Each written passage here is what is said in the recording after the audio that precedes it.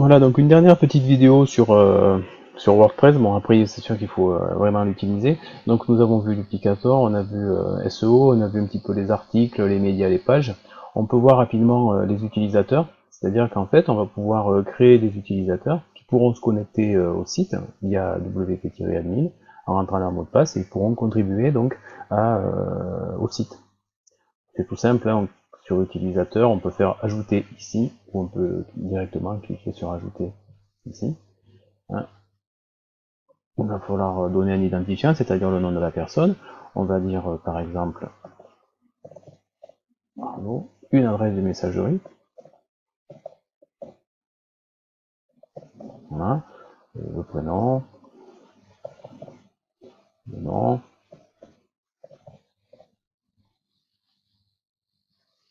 un mot de passe. On va lui donner le mot de passe.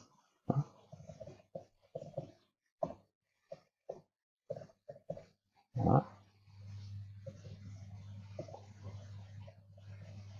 On voit que les mots de passe ceux-là sont très faibles. Donc, par exemple, et puis on va envoyer un message au nouvel utilisateur qui va recevoir via son adresse. Et puis il aura, on choisit son rôle,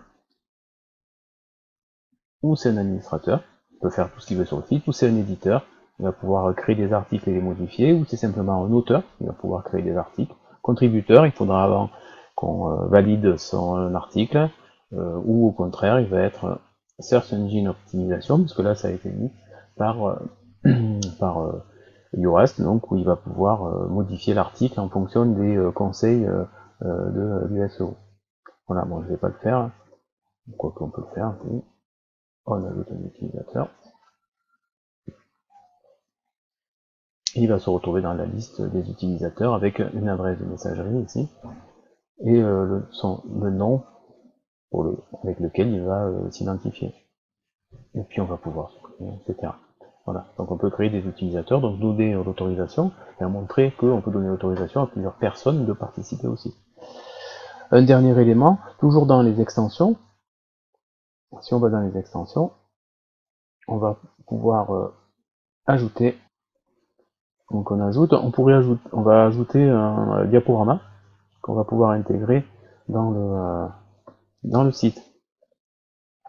Donc on peut taper responsive slider, donc en anglais, et ça va afficher donc l'ensemble des diaporamas disponibles. Donc on voit qu'il y a énormément d'extensions qui sont proposées. Bon, la plupart sont gratuites, sauf bien sûr si on veut plus de fonctionnalités, à ce moment-là il faut la payer. Donc on va installer l'élément, donc on télécharge. Donc une fois que c'est installé, il faut l'activer.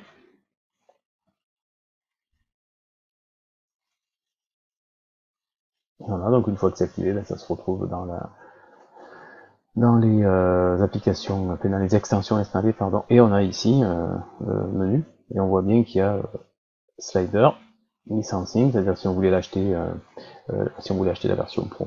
Donc on va rester sur simplement slider. Il va suffire de créer ici, de cliquer sur le plus, et on va créer un diaporama. Voilà, on pourrait mettre un titre dans ce diaporama, et c'est diapo. Voilà. Avec ici la hauteur et la largeur. On va le créer et on va rajouter dans ce diaporama, on va ajouter des images. Directement on est redirigé vers la bibliothèque d'images et bien sûr il faut qu'il y ait des images avant, hein, mais si on ne les a pas, on peut les importer en faisant envoyer fichier, hein, mais si elles sont dans la bibliothèque, on sélectionne donc les images que l'on veut mettre dans le diaporama et insert. Hein, voilà. On pourrait éditer l'image de façon à mettre ici plutôt que mettre un nom qui va être vu par Google au niveau de référencement en mettant ici des éléments que Google va lire. Pourquoi pas? On pourrait faire comme ça. Voilà. On sauvegarde le diaporama. On pourrait modifier beaucoup de choses sur cet essai diaporama. On pourrait modifier le style, on pourrait modifier les flèches, enfin, etc. Ce qui est important, c'est que le dernier élément, ici shortcode, on va pouvoir, en copiant ce code, copier et coller ce code directement dans la page ou dans l'article de WordPress. Donc si je fais copier, donc je copie ce code, là, R slider id égale 2, voilà. Et si je retourne sur l'article,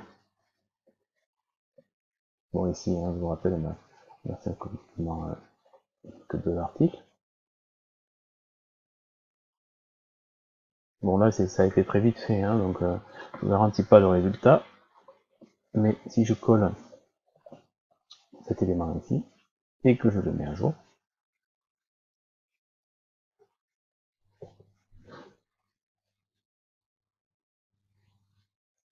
voilà.